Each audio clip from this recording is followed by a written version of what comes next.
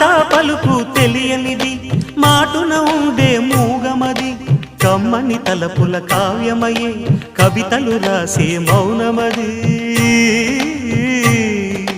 రాగల రోజుల ఊహలకి స్వాగతమిచ్చే రాగమది శృతిలయలరగని ఊపిరికి స్వరములు కూర్చే గానమది